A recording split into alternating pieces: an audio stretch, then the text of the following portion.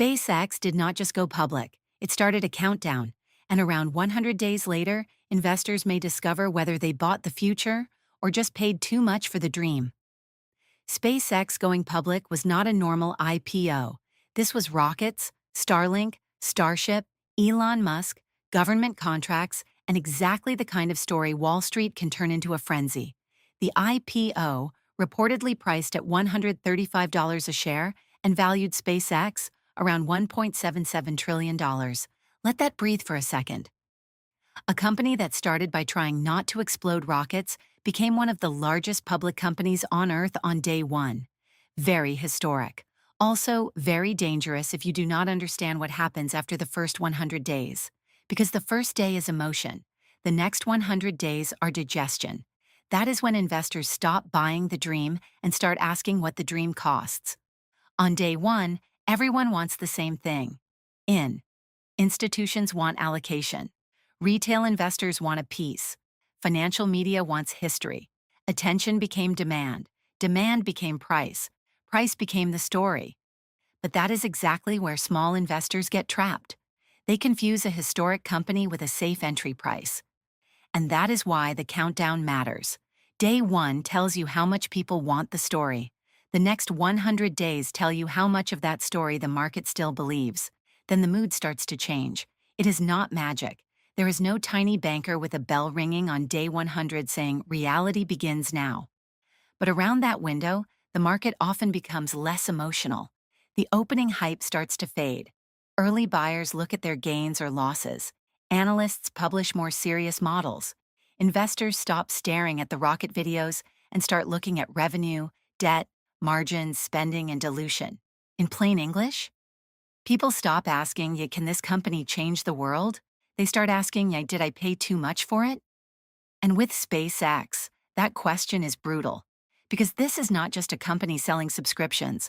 It is building satellites, launching rockets, developing Starship, expanding Starlink, serving government and commercial customers, and potentially funding new AI and infrastructure ambitions. That means massive opportunity, but also massive spending. Darling, rockets do not run on optimism, they run on capital. Around this part of the countdown, the market starts doing something very rude. It starts using a calculator. The biggest danger after a famous IPO is not that the company is bad. The danger is that the company is wonderful, but the stock is priced like perfection has already happened. That is where people get hurt. SpaceX may be extraordinary. Starlink may become one of the most important communications networks in the world. Starship may reshape launch economics. Government contracts may support long-term revenue. All of that can be true, and the stock can still be expensive. This is the uncomfortable lesson new investors often miss. A great company and a great investment are not always the same thing. If you pay too much, the business can succeed while your returns disappoint. It is like buying an $8,000 designer coat that later sells for $5,000. The coat did not become ugly. You just overpaid. That is valuation. And around that 100-day window, the market begins asking whether SpaceX is a masterpiece at a fair price, or a masterpiece priced like nothing can ever go wrong.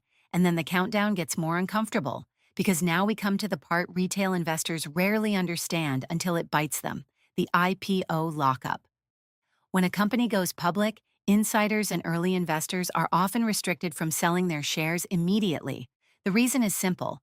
If everyone who got in early could sell on day one, the market might drown in supply. So lockups exist to create order, but they also create a countdown. Most IPO lockups are often around 180 days, though some can vary and may be shorter or staggered. So why talk about 100 days? Because investors do not wait until the door opens. They start looking at the door. Around the 100-day zone, the question begins. Who owns large blocks? Who wants liquidity? And how much stock could come to market later? That fear alone can pressure a stock. Not because anyone sold yet, because the market anticipates supply before supply arrives. Wall Street is like a wealthy aunt at a family wedding. She smiles politely, but she has already judged the seating chart. A casual investor sees SpaceX and thinks, rockets. A serious investor asks, who pays for all of this? By the 100-day mark, that question becomes harder to ignore. Starlink is the part investors can actually model. It sells internet to consumers, businesses, aircraft, ships, and potentially governments. In other words, Starlink is not just a side business. It is the cash flow engine investors will watch, and that creates pressure. If Starlink growth slows, margins disappoint, or satellite costs rise, the whole valuation story gets weaker. Because SpaceX is not a cheap little company trying to prove itself. It is a massive public company priced for a very large future. And expensive stocks do not need disaster to fall. They only need reality to be slightly less perfect than the dream. Darling, rockets may be romantic, but public markets prefer receipts. So what should an investor do? This is where the 100-day window becomes useful, not as a prediction, as a pressure test. After the first wave fades, the market asks two brutal questions. First, what must go right for this price to make sense? And with SpaceX, the answer is not small. Starlink must keep growing. Starship must keep progressing. Launch demand must stay strong. Capital spending must stay controlled. Debt must not become suffocating. And public market trust must remain intact. That is a lot of must, and every must is a tiny crack where volatility can enter. Because after a huge IPO, the danger is not always that the company fails. Sometimes the danger is that the company succeeds, but not perfectly enough for the price people already paid. Then comes the second question. What happens when early investors are allowed to sell? Even before a lockup expires, the market starts watching the door. Employees may want liquidity, early backers may want profits, funds may want to rebalance, and if the stock is already nervous, even the idea of future selling can make investors step back. Not because SpaceX is suddenly a bad company, but because supply matters, price matters, timing matters. Darling, even a rocket needs gravity in the model. So the smart investor does not ask, is SpaceX exciting? Of course it is. The smart investor asks, at this price, how much perfection am I being asked to buy? That is the question that separates investing from applause. So use the first 100 days as an observation window, not a buying deadline. Watch whether the stock holds above the IPO price. Watch how the market reacts to debt news. Watch whether analysts focus on Starlink profits or Starship spending. Watch whether management gives clear numbers or beautiful fog. Beautiful fog is lovely over a vineyard. It is less lovely in an earnings report. If you want exposure, size it like a speculative position, not like the foundation of your retirement. A newly public hype stock can fall 30, 40, even 50%, and still have believers saying, this is normal. Sometimes it is normal. That does not make it painless.